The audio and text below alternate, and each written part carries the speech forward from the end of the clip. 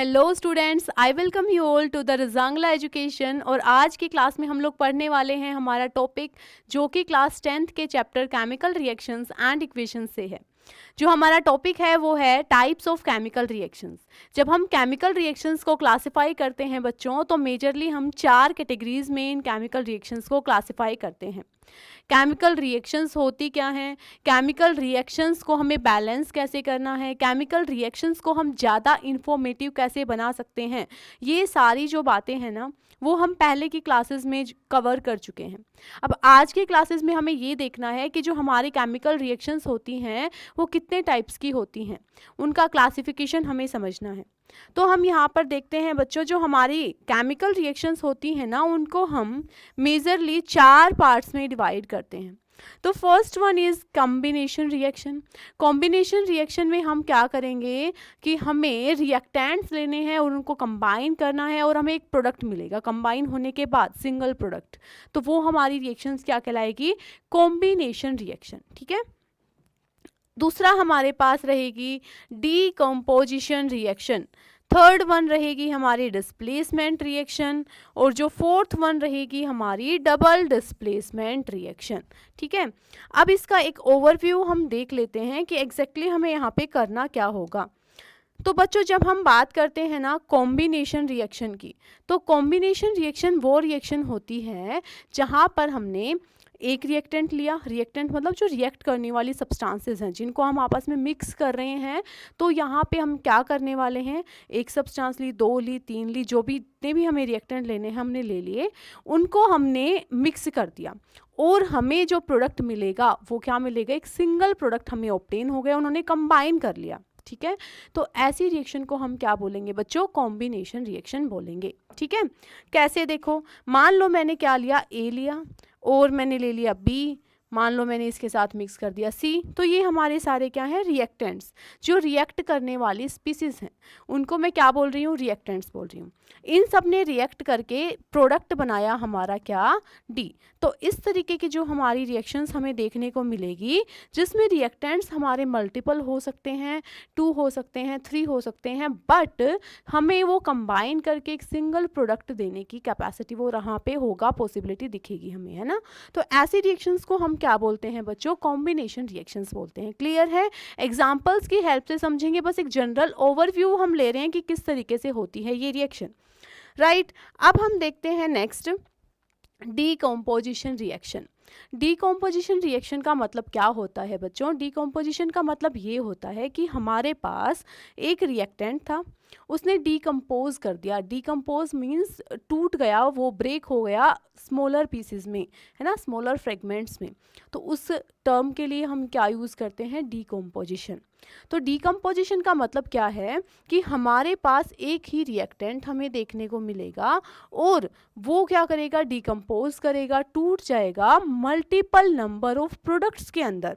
तो जो हमें प्रोडक्ट्स मिलेंगे वो हमारे पास 2 या फिर 2 से ज़्यादा प्रोडक्ट्स हो सकते हैं। रिएक्टेंट हमें क्या मिलेगा, एक सिंगल रिएक्टेंट मिलेगा और वो अपने आप को डिकम्पोज करके मल्टीपल नंबर 2, 3 जो है प्रोडक्ट्स का फॉर्मेशन करेगा। ऐसी जो रिएक्शंस होती है ना बच्चों, उन रिएक्शंस को हम क्या बोलते हैं, डीकम्पोजिशन रिएक्शंस बोलते हैं। ठीक है। अच्छा, अब ये जो डीकम्पोजिशन है वो कैसे होगा उसके ऊपर भी हम बात करेंगे कि ये जो डीकम्पोजिशन है ना वो हीट की प्रेजेंस में, लाइट की प्रेजेंस में, इलेक्ट्रिसिटी की प्रेजेंस में, अलग अलग जो हमारे वेज हैं उनसे हो सकता है। ठीक है। जनरल है यहाँ पे। Next, displacement reaction. अब डिस्प्लेसमेंट रिएक्शन का मतलब क्या है हमारे पास, कि मान लो मेरे पास एक रिएक्टेंट था और दूसरा रिएक्टेंट आया और उस रिएक्टेंट के एक एटम या ग्रुप ऑफ एटम को उसने रिप्लेस कर दिया उसकी जगह से। जैसे कि मैं क्या एग्जांपल लेके समझाती हूँ कि फर्स्ट बेंच थी, फर्स्ट बेंच क्लास में है, उस पे 2 बच्चे बैठे हुए हैं। ठीक है। वो जो 2 बच्चे बैठे हुए हैं तो सामने से एक आया थर्ड बच्चा जो कि काफ़ी स्ट्रोंग था, उसने क्या किया, 2 बच्चों में से किसी एक को हटाया और उसकी जगह पे बैठ गया। क्या कर दिया, उसकी जगह को रिप्लेस कर दिया, उसको डिस्प्लेस कर दिया। ऐसी ही टाइप में यहाँ पे रिएक्शन में होगा। ऐसी रिएक्शंस को हम डिस्प्लेसमेंट रिएक्शन बोलेंगे। जैसे कि मैं यहाँ पे इसको कैसे रिप्रेजेंट कर सकती हूँ कि हमारे पास एक कंपाउंड था AB। अब मान लो यहाँ पे इसके साथ कौन आया, C आया, और इसने क्या किया, इस B को हटाया यहाँ से और इस B को हटा के इसकी जगह को ले लिया। तो इसने यहाँ पे हमने क्या किया कि A के साथ अब कौन बैठ गया, C बैठ गया, और बाहर किसको निकाल दिया, B को निकाल दिया। तो मैं क्या कहूँगी कि जो ये C है ना, इसने B को क्या कर दिया, रिप्लेस कर दिया है, डिस्प्लेस कर दिया है उसकी जगह से, है ना। तो इस रिएक्शन, इस टाइप का जो पैटर्न तुम्हें दिखेगा, ऐसी रिएक्शंस को हम क्या बोलते हैं बच्चों, डिस्प्लेसमेंट रिएक्शंस बोलते हैं। ठीक है।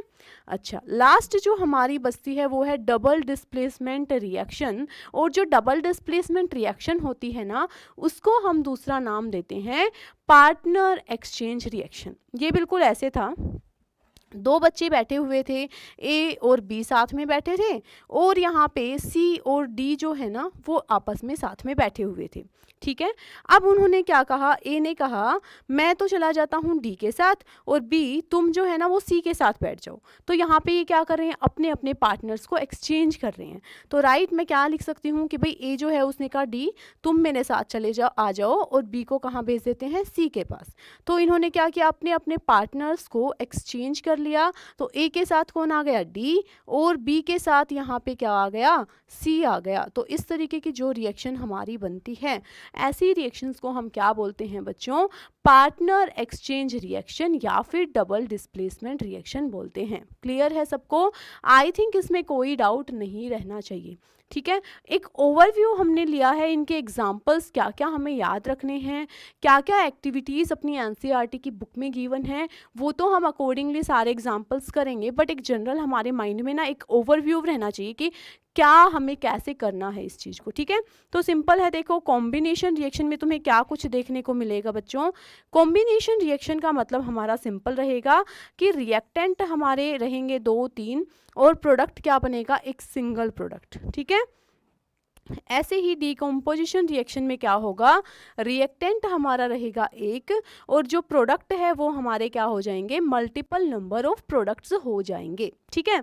ऐसे ही हमारा डिस्प्लेसमेंट में क्या रहने वाला है बच्चों कि यहाँ पे एक तो कंपाउंड तुम्हें दिखेगा और दूसरा एक सिंगल एलिमेंट टाइप में दिखेगा, और वो इस कंपाउंड के किसी भी एक एटम को क्या करेगा, जाके डिस्प्लेस कर देगा या रिप्लेस कर देगा। इसको हम क्या बोलेंगे, डिस्प्लेसमेंट रिएक्शन। और लास्ट है हमारा A, B और C, D, मतलब कंपाउंड्स एंड कंपाउंड्स के बीच में रिएक्शन होने वाली है, दोनों अपने अपने पार्टनर्स को एक्सचेंज कर लेंगे। ऐसी रिएक्शन को हम क्या नाम देंगे बच्चों, डबल डिस्प्लेसमेंट रिएक्शन का नाम देंगे। अब हम इन रिएक्शंस को ना डिटेल में एग्जांपल्स के साथ और जो जो एक्टिविटीज़ अपनी बुक में गिवन है जो कि हमें याद रखनी है, उन एग्जांपल्स के साथ समझते हैं। ठीक है। तो चलो बच्चों चलते हैं। सबसे पहले हमारा जो फर्स्ट टाइप रहेगा वो रहेगा कॉम्बिनेशन रिएक्शन। कॉम्बिनेशन का मतलब सबसे सिंपल है कि अगर हमारे पास अगर हमारे पास एक रिएक्टेंट है, दूसरा रिएक्टेंट है, दोनों ने कंबाइन किया, एक सिंगल प्रोडक्ट बना लिया, तो ऐसी रिएक्शन को मैं क्या बोलूँगी, कॉम्बिनेशन रिएक्शन बोलूँगी। ठीक है। बेसिक एग्जांपल पहले मैं यहाँ पे लिख देती हूँ सिंपल, कि जो भी मैं यहाँ पे लिखती हूँ, क्या मैंने लिया कार्बन, कार्बन के साथ मैंने यहाँ पे लिखा कार्बन, और कार्बन के साथ मैंने मिक्स किया बच्चों ऑक्सीजन। कितनी बेसिक रिएक्शन है, C+O2 कंबाइन करके किसका फॉर्मेशन करेंगे, C+O2 विल गिव CO2। ठीक है। तो ये हमारा क्या हुआ है, देखो दिखाई दिया, ये क्या है, देखो एरो के इस तरफ जो मैं लिखूंगी ना वो क्या है, रिएक्टेंट। ये इधर क्या लिखा जाता है, रिएक्टेंट, जो लेफ्ट हैंड साइड में है, तो ये क्या है हमारा रिएक्टेंट, और ये हमारा जो बना राइट हैंड साइड में जो लिखा गया वो क्या है, प्रोडक्ट है। ठीक है।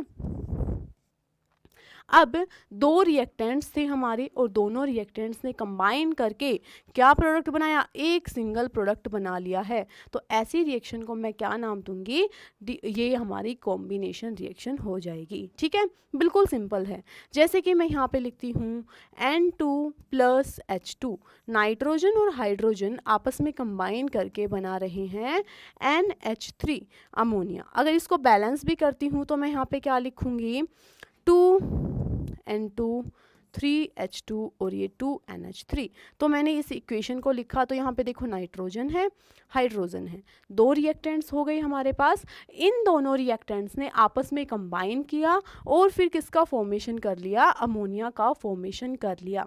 ठीक है, तो ये भी हमारी किसका एग्जाम्पल जाएगी, कॉम्बिनेशन रिएक्शन का। किसका है, कॉम्बिनेशन रिएक्शन। ठीक है, इसके अलावा देखो बच्चों, मैंने लिया H2, साथ में लिया मैंने O2, दोनों को कंबाइन किया तो क्या बन गया, 2H2O।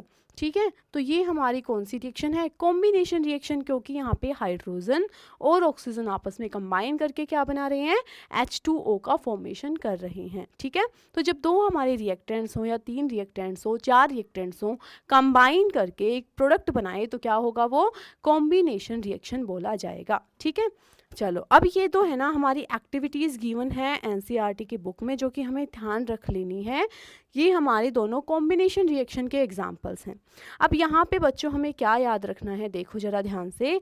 फर्स्ट एक्टिविटी में गिवन है कि ये जो कैल्शियम ऑक्साइड है, ये क्या बोला जाएगा बच्चों, कैल्शियम ऑक्साइड, CaO। ठीक है, तो कैल्शियम ऑक्साइड हमने लिया और इसमें क्या ऐड कर दिया हमने कैल्शियम ऑक्साइड में हमने क्या ऐड कर दिया, पानी ऐड कर दिया, H2O ऐड कर दिया। ठीक है, अब जैसे ही हम दोनों को मिक्स करेंगे तो क्या फॉर्म होगा, कैल्शियम हाइड्रोक्साइड। ठीक है, CaO और H2O मिलके क्या बनाएंगे, कैल्शियम हाइड्रोक्साइड। याद होगा बच्चों आपको, कैल्शियम ऑक्साइड को हम क्या बोलते हैं, क्विकलाइम। कैल्शियम ऑक्साइड को हम क्या बोलते हैं, क्विकलाइम। और जो यहाँ पे प्रोडक्ट बना है जो कि क्या है, कैल्शियम हाइड्रोक्साइड। कैल्शियम हाइड्रोक्साइड को क्या हम नाम देते हैं, slaked lime sorry, slaked lime. ठीक है, तो यहाँ से हमें ये बातें ना ध्यान रखते हुए चलनी है, इनके कॉमन नेम्स जो हैं वो भी हमें पता होना चाहिए। अब उसके बाद सेकंड जो है, देखो ये जो रिएक्शन होती है, जैसे ही हम क्विक लाइम के अंदर क्या ऐड करते हैं, वाटर ऐड करते हैं, तो वो किस पे कन्वर्ट हो जाता है, स्लेक्ड लाइम में कन्वर्ट हो जाता है। ठीक है, अब ये जो हमारा रिएक्शन हुआ ना, इसमें साथ में लार्ज अमाउंट में हीट भी बाहर निकलती है। ठीक है, साथ में क्या हो रहा है, हीट भी काफ़ी अमाउंट में इवोल्व हो रही है।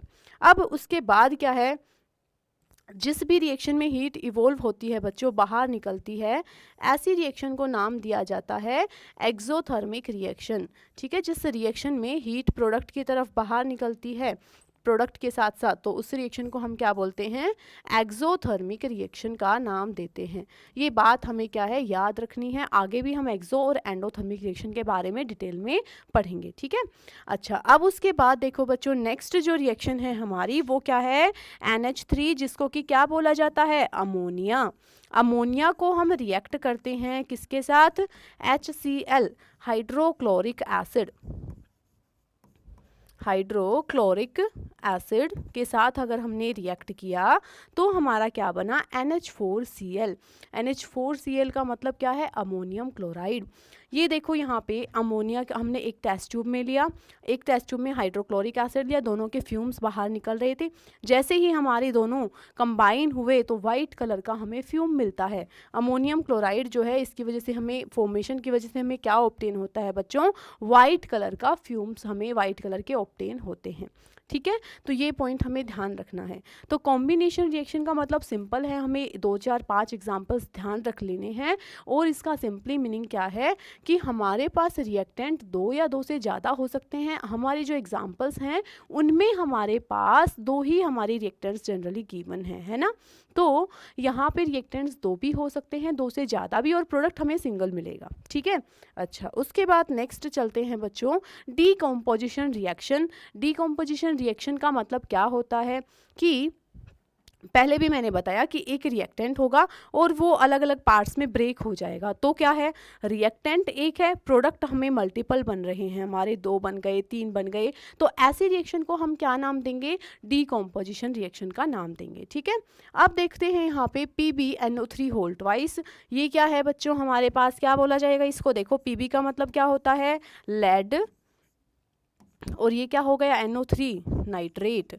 तो लेड नाइट्रेट को अगर मैं क्या करती हूँ हीट, अब देखो डीकम्पोजिशन, तुम्हें किसी चीज़ को डीकम्पोज करना है, तोड़ना है, तो तुम हीट की प्रेजेंस में भी वो चीज़ कर सकते हो। इलेक्ट्रिसिटी देके भी डीकम्पोजिशन हो सकता है, लाइट की प्रेजेंस में भी डीकम्पोजिशन हो सकता है। तो हमें 3 तरीके से डीकम्पोजिशन के एग्जाम्पल समझने हैं। एक बार हम डीकम्पोजिशन करके देखेंगे with the help of light, एक बार हम डीकम्पोजिशन करेंगे with the help of electricity, और एक बार लाइट की प्रेजेंस में हम डीकम्पोजिशन रिएक्शंस को देखेंगे। ठीक है, अब यहाँ पे देखो बच्चों, सबसे पहले हम क्या कर रहे हैं, हीट करके देख रहे हैं, हीट की प्रेजेंस में हम डीकम्पोजिशन करते हैं। ठीक है, अब यहाँ पे लेड नाइट्रेट हमने लिया और इसको मैंने हीट किया। पहले भी मैंने बताया था कि अगर हम हीट करते हैं तो हम डेल्टा सिंबल यूज़ करेंगे। ठीक है, और हीट भी लिख सकती हूँ। तो मैंने इसको हीट किया तो ये प्रोडक्ट बन गए हमारे क्या, एक बना लेड ऑक्साइड, एक बना NO2 गैस और एक बना O2 गैस। ठीक है, तो यहाँ पे जो NO2 गैस है इसकी वजह से हमें ब्राउन कलर ऑब्टेन होता है। ठीक है, क्या ऑब्टेन होता है बच्चों, ब्राउन फ्यूम्स ऑब्टेन होते हैं।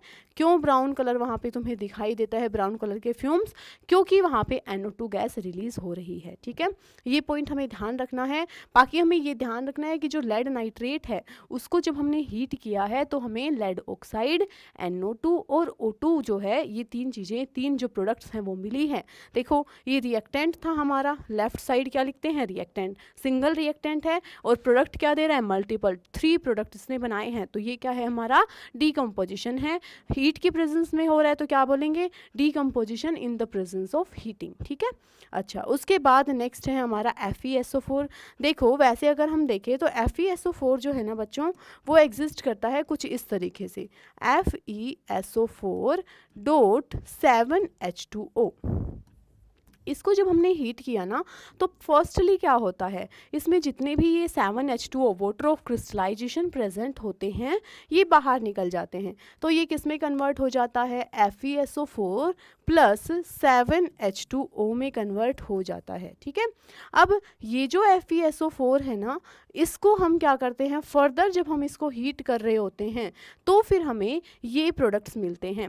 FeSO4 फर्दर हीटिंग करने पे हमें क्या प्रोवाइड करता है, Fe2O3। Fe2O3 हमें पता है बच्चों कैसे बना है, देखो आयरन के ऊपर है +3 ऑक्सीडेशन स्टेट यहाँ पे, और ऑक्सीजन पे है -2, तो ये प्रोडक्ट हमारा क्या बना है, Fe2O3 बना है। और जब आयरन की ऑक्सीडेशन स्टेट +3 होती है तो उसको बोला जाता है फेरिक। तो मतलब हमारा ये जो कंपाउंड बना है इसका मैं क्या नाम दूंगी, फेरिक ऑक्साइड। फेरिक ऑक्साइड इसका मुझे नाम देना है। ठीक है, दूसरा यहाँ पे कौन सी गैस निकली है, SO2 गैस, और थर्ड यहाँ पे कौन सी गैस निकली है, SO3 गैस। SO2 गैस जो है उसकी पंजेंट सी स्मेल होती है, जो कि हमने पहले भी पढ़ी हुई है, तो ये पॉइंट भी हमें ध्यान रख लेना है। ठीक है, तो ये हमारा डीकम्पोजिशन किसका हो गया, फेरस सल्फेट का। अच्छा अब चलते हैं बच्चों नेक्स्ट, बाय इलेक्ट्रिसिटी, कि अगर हमें डीकम्पोजिशन करना है तो हम इलेक्ट्रिसिटी प्रोवाइड करके भी कर सकते हैं। अगर मैंने लिया वाटर और वाटर में से क्या पास की, इलेक्ट्रिसिटी पास की, तो मेरे पास क्या होगा, मुझे हाइड्रोजन अलग मिल जाएगा और ऑक्सीजन अलग। अगर देखो यहाँ पे हमने एक रिएक्शन और भी पढ़ी थी, H2 + O2 will give H2O। अगर मैं हाइड्रोजन और ऑक्सीजन को कंबाइन करती हूँ तो मुझे क्या मिलता है, वाटर। ये मेरा क्या है, कॉम्बिनेशन रिएक्शन है। लेकिन अगर मैं वाटर में से इलेक्ट्रिसिटी को पास कर देती हूँ तो मुझे क्या मिलता है, hydrogen gas plus oxygen gas. तो ये मेरी कौन सी रिएक्शन हो जाएगी, डीकम्पोजिशन रिएक्शन हो जाएगी। ठीक है, अच्छा तो यहाँ पे इलेक्ट्रिसिटी के प्रेजेंस में हमने क्या कर दिया, वाटर का डीकम्पोजिशन कर दिया। यहाँ पे बच्चों ध्यान रखना है कि देखो दो जितने हमारे वाटर है, कितने मॉलिक्यूल है, मैंने मॉलिक्यूल की फॉर्म में समझने के लिए ले सकते हैं या मोल्स की फॉर्म में रख सकते हैं, वो हमारी मर्जी है। तो हम यहाँ पे देखो कंसिडर करते हैं कि अगर देखो 2 वाटर मॉलिक्यूल है तो यहाँ पे 2 H2 के मॉलिक्यूल्स मिल रहे हैं मुझे, 2 हाइड्रोजन के और 1 ऑक्सीजन का मॉलिक्यूल। मतलब मैं यहाँ पे क्या कह सकती हूँ कि अमाउंट ऑफ हाइड्रोजन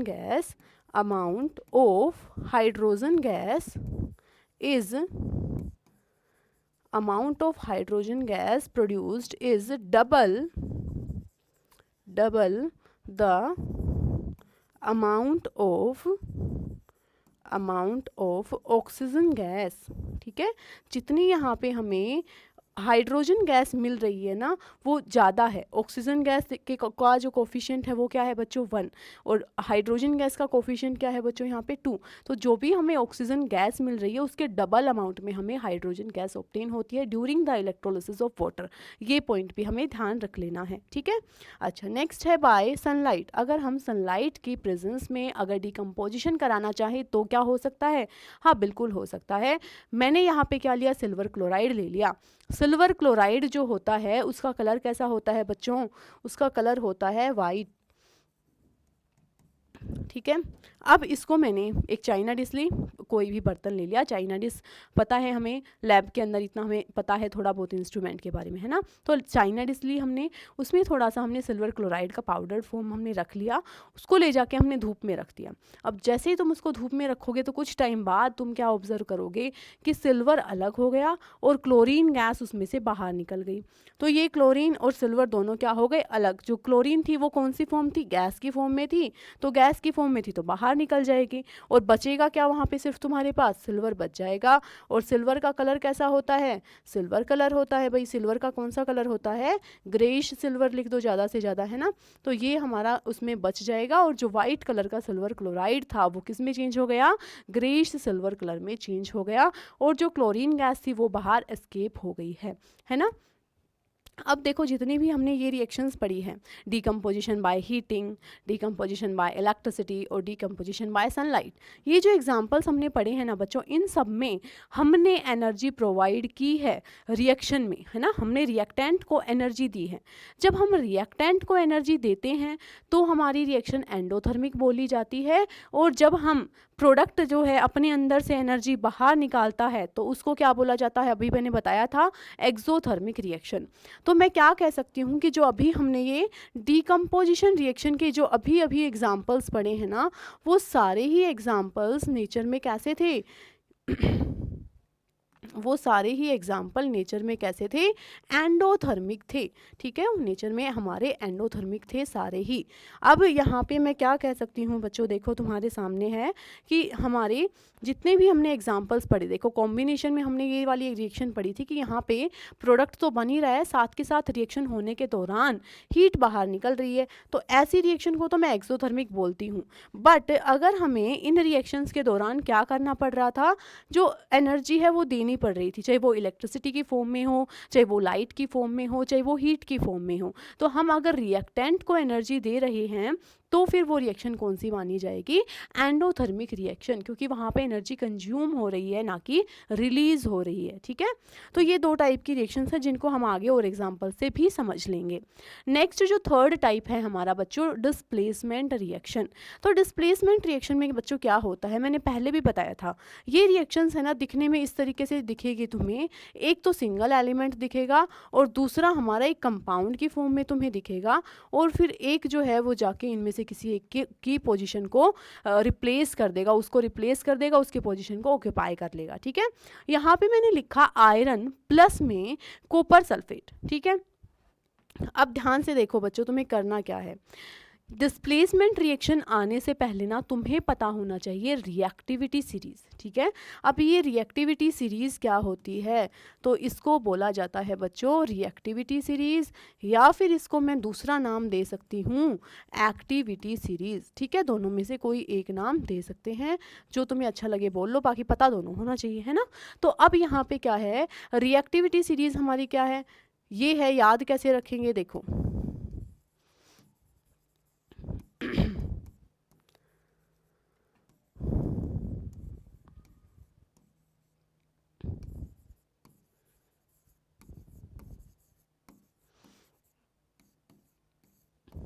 ये है बच्चों हमारी रिएक्टिविटी सीरीज, यहाँ से स्टार्ट है और ये ऐसे जाके हाइड्रोजन के बाद क्या आएगा, कॉपर, फिर मरकरी, फिर सिल्वर, इस तरीके से, ठीक है। सबसे पहला है हमारा पोटेशियम, फिर सोडियम, फिर कैल्शियम, फिर मैग्नीशियम, फिर एल्यूमिनियम, फिर जिंक, फिर iron, PB means lead, hydrogen, copper, mercury, silver, gold और प्लैटिनम, ठीक है। कम से कम इतने एलिमेंट्स हम याद रख सकते हैं अपने अभी के लेवल के हिसाब से, है ना। यहाँ पे बच्चों हम कैसे इसको याद कर लेंगे, देखो एक निमोनिक बना के, ये है कहो ना क्या मुझे कहो ना क्या मुझे आलू, कहो ना क्या मुझे आलू जी फ्री पड़ेंगे। इंग्लिश में लिख दूँ क्या? क्या कहो ना क्या मुझे आलू जी फ्री पड़ेंगे, हम खुश हैं, हम खुश हैं अगर आप पिटे, है ना। हम खुश हैं, हम खुश हैं अगर आप पिटे। तो ऐसे करके हम याद रख सकते हैं इस सीरीज़ को। बच्चों हमें याद क्या रखना है, देखो कहो मतलब ये पोटेशियम, यहाँ से ना मतलब सोडियम, क्या मतलब कैल्शियम, मुझे मतलब मैग्नीशियम, आलू से एल्यूमिनियम याद रखेंगे, जी से जिंक याद रखेंगे, फ्री से आयरन याद रखेंगे, पढ़ेंगे मतलब लेड, एच से हम, और खुश कॉपर के लिए है, एच जी है, यहाँ पे एच जी को रिलेट करना है, पहले हाइड्रोजन आएगा फिर मरकरी आएगा, ए जी मतलब अगर से, आप का मतलब यहाँ पे गोल्ड से, और पी टी का मतलब है यहाँ पे प्लैटिनम से। ठीक है, तो सिंपली हमें क्या याद रखना है, देखो इस सीरीज़ के एलिमेंट्स को सीरीज़ वाइज याद रखना है। कैसे याद रखना है वो अब हम देख सकते हैं ना। तो potassium, sodium, calcium, magnesium, aluminium, zinc, iron, lead, hydrogen, copper, mercury, silver, gold, platinum. ठीक है, अब यहाँ पे इस सीरीज़ में क्या है, जब हमारा डिस्प्लेसमेंट रिएक्शन होगी तो जो एलिमेंट जितना ऊपर प्रेजेंट है, ऊपर इन द सेंस ये सारे जो एलिमेंट्स आ रहे हैं ना इस तरफ, वो हाइड्रोजन के नीचे आएंगे। ठीक है, अब जो एलिमेंट ऊपर प्रेजेंट होगा, अबोव एलिमेंट कैन रिप्लेस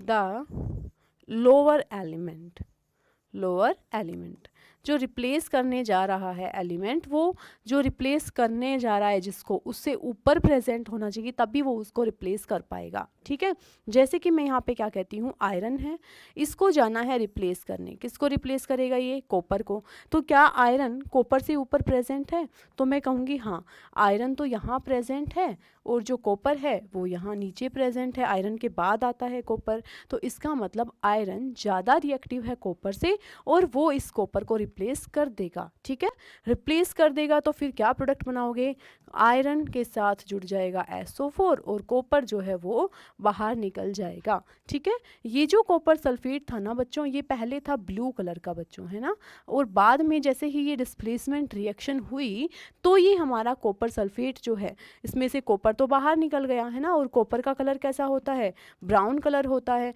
तो ये जो बाद में हमारा सॉल्यूशन था ना, तो हम इसको क्या लिखेंगे कि जो सॉल्यूशन था उसका कलर फेड हो गया, और इसका कलर जो है लाइट ब्लू की तरफ जाने लग गया, ब्लू कलर से। ठीक है, तो ये पॉइंट हमें ध्यान रखना है। अब यहाँ पे देखो नेक्स्ट, कॉपर है, यहाँ पे सिल्वर है, कॉपर को हटाना है, किसकी जगह लेनी है, जाके सिल्वर की। तो देखेंगे क्या कॉपर सिल्वर को हटा सकता है इसमें से, तो अब देखो जरा, तो कॉपर प्रेजेंट है कहाँ, यहाँ, और सिल्वर कहाँ है, यहाँ, मतलब कॉपर ज़्यादा रिएक्टिव है सिल्वर से, इसका मतलब कॉपर उसको रिप्लेस कर देगा। तो कॉपर अगर रिप्लेस कर देगा तो बच्चों प्रोडक्ट क्या लिखोगे, CuNO3 whole twice plus silver. ठीक है, ये हमारा क्या हो जाएगा, इसको रिप्लेस कर देगा।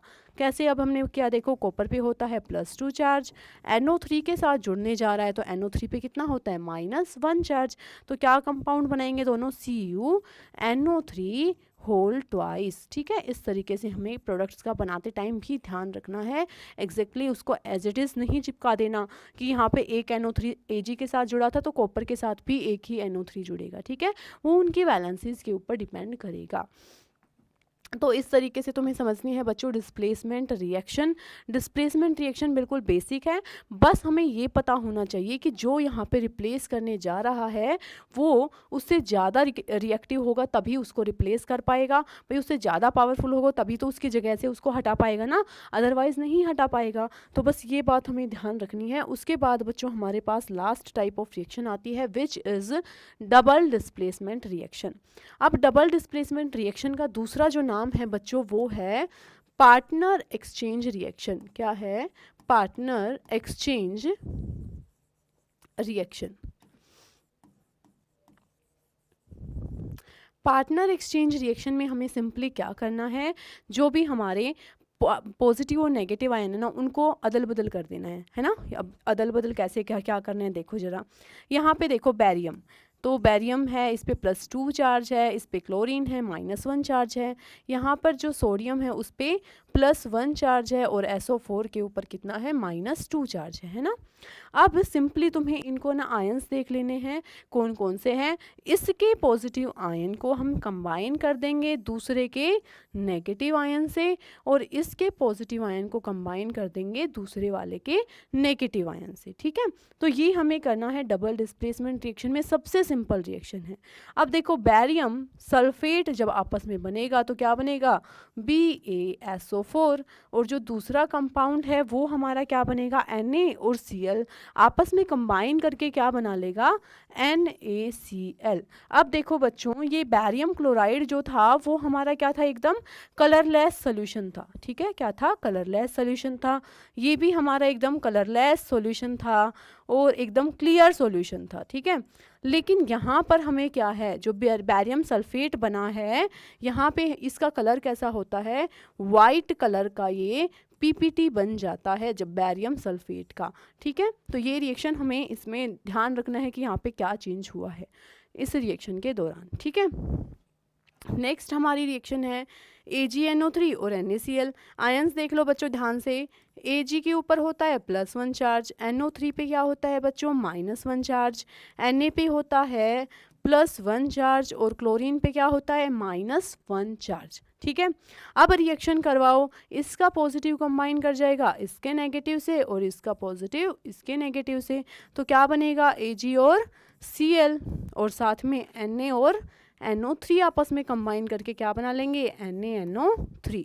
तो ये हमारे क्या बन गया, इसके प्रोडक्ट्स का फॉर्मेशन हो गया, ठीक है। तो ये हमारी इस तरीके की जो रिएक्शन है, इसमें क्या है, डबल डिस्प्लेसमेंट इनको बोलते हैं, या फिर पार्टनर एक्सचेंज रिएक्शन बोलते हैं। क्यों बोल रहे हैं पार्टनर एक्सचेंज रिएक्शन, इसलिए बोल रहे हैं क्योंकि यहाँ पे इसका पार्टनर इसके साथ चला गया और इसका पार्टनर इसके साथ चला गया, ठीक है।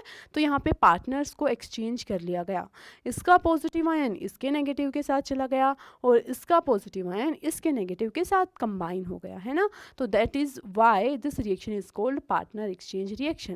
क्लियर है बच्चों। तो ये हमारी थी टाइप्स ऑफ रिएक्शंस। जरा ध्यान से देखो, हम इजीली ना देख के ही रिएक्शंस को समझ सकते हैं कि हमारी कौन से टाइप की रिएक्शन रहेगी। जो हमारी केमिकल रिएक्शंस है ना, वो 4 टाइप की है। One is combination, decomposition, displacement and double displacement reaction, ठीक है। कॉम्बिनेशन में कंबाइन करेंगे 1 2 3 4 रिएक्टेंट दिखेंगे और प्रोडक्ट सिंगल, तो ये क्या हो गया, कॉम्बिनेशन। डिस्प्लेसमेंट में ये हमारे पास क्या होगा, एक रिएक्टेंट होगा, साथ में कुछ होगा, है ना। देखो एग्जांपल में देखते हैं। अच्छा पहले तो डीकम्पोजिशन था, तो डीकम्पोजिशन देखो, डीकम्पोजिशन में हमारे पास क्या करना है हमें, कि हमारे पास एक ही रिएक्टेंट है और वो अलग अलग अलग 2 3 4 इस तरीके से प्रोडक्ट्स बना रहा है, तो फिर वो क्या है, डीकम्पोजिशन। टूट गया, एक ही रिएक्टेंट मल्टीपल प्रोडक्ट्स में ब्रेक हो गया, ठीक है, तो वो डीकम्पोजिशन। अब तुम्हें दिखाई दे रहा होगा कॉम्बिनेशन में, देखो यहाँ पे सिंपली हर रिएक्शन में वही सेम चीज़ सॉरी वही चीज़ रिपीट हो रही है। क्या कि देखो यहाँ पे एक रिएक्टेंट है, यहाँ पे एक रिएक्टेंट, 2 रिएक्टेंट। ध्यान से देखो, सिंपल देखो, यहाँ पे क्या करना है, जो इस तरफ प्रेजेंट है वो रिएक्टेंट और जो इस तरफ प्रेजेंट है वो प्रोडक्ट, ठीक है। अब देखो कितने रिएक्टेंट है, 1 2, प्रोडक्ट कितना है, 1, तो क्या बोलोगे, कॉम्बिनेशन, ठीक है। रिएक्टेंट 1 2, प्रोडक्ट कितना बना, 1, तो क्या बोलोगे, कॉम्बिनेशन। रिएक्टेंट कितने हैं, 1 और 2, प्रोडक्ट क्या बना, सिंगल, तो हम क्या बोलेंगे, कॉम्बिनेशन। 1 2, 2 रिएक्टेंट है, प्रोडक्ट कितना बना, 1 सिंगल, तो हम इसको क्या बोलेंगे, कॉम्बिनेशन रिएक्शन, ठीक है। अच्छा, अब उसके बाद बच्चों नेक्स्ट है हमारा डीकम्पोजिशन। डीकम्पोजिशन का क्या मतलब है, तो डीकम्पोजिशन का मतलब क्या है बच्चों, देखो ये हमारा एक रिएक्टेंट, कितना रिएक्टेंट है, 1, प्रोडक्ट कितना बना, 1 2 3, तो क्या हो गया, एक रिएक्टेंट मल्टीपल प्रोडक्ट में डिकम्पोज हो गया, तो क्या बोलेंगे, डीकम्पोजिशन। ये हमारा रिएक्टेंट कितना है, 1, प्रोडक्ट कितना बना, 1 2 3, तो क्या बोलेंगे, डीकम्पोजिशन रिएक्शन, ठीक है। तो इस तरीके से हम याद रखेंगे। अब जो डीकम्पोजिशन है वो कैसे हो सकती है, बाय हीटिंग ठीक है, या फिर बाय इलेक्ट्रिसिटी। बाय इलेक्ट्रिसिटी कर रहे हैं तो भी देखो रिएक्टेंट एक है, प्रोडक्ट कितने बन गए, 2। तो ये क्या हो रहा है, बाय इलेक्ट्रिसिटी हम क्या कर रहे हैं, इसको डिकम्पोज कर रहे हैं। ठीक है, बाय सनलाइट, ये हमारा रिएक्टेंट कितना है, एक। सनलाइट की प्रेजेंस में ये 2 पार्ट्स में ब्रेक हो गया, तो कौन सी रिएक्शन बोली जाएगी, डिकम्पोजिशन रिएक्शन। ठीक है, नेक्स्ट आओगे बच्चों डिस्प्लेसमेंट रिएक्शन।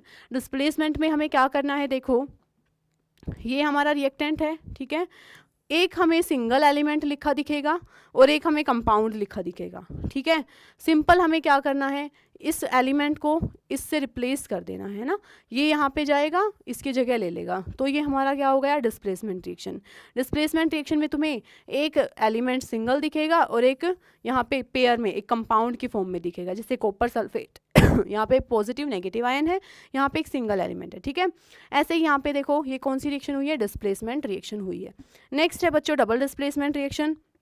यहाँ पे हमारे पास क्या रहेगा, ये भी हमें कंपाउंड की फॉर्म में दिखेगा जिसमें पॉजिटिव नेगेटिव आयन दोनों रहे, ये भी हमें कंपाउंड की फॉर्म में दिखेगा जो जिसमें पॉजिटिव नेगेटिव आयन दोनों हैं, और ये अपने अपने पार्टनर्स को क्या कर लेंगे, एक्सचेंज कर लेंगे। दैट इज़ वाई इसको हम क्या बोल रहे हैं, पार्टनर एक्सचेंज रिएक्शन। ठीक है, तो ये हमारी 4 टाइप्स ऑफ क्लासिफिकेशन हो गया। एक्सोथर्मिक और एंडोथर्मिक को भी हमने थोड़ा समझा है, बाकी इसको और अच्छे से समझेंगे कि एक्सोथर्मिक और एंडोथर्मिक रिएक्शंस क्या होती हैं। ठीक है, तो यहाँ पर हमें क्या कर लेना है, इतना काम अच्छे से कर लेना है, जो भी हमारी 4 टाइप्स ऑफ रिएक्शंस हैं इनको सारी रिएक्शंस को, और सारी रिएक्शंस में हमने क्या क्या पॉइंट्स याद रखने हैं वो भी बता दिया गया है, तो वो सारी बातें हमें याद रख लेनी है। टिल देन गुड बाय, मिलते हैं नेक्स्ट क्लास में।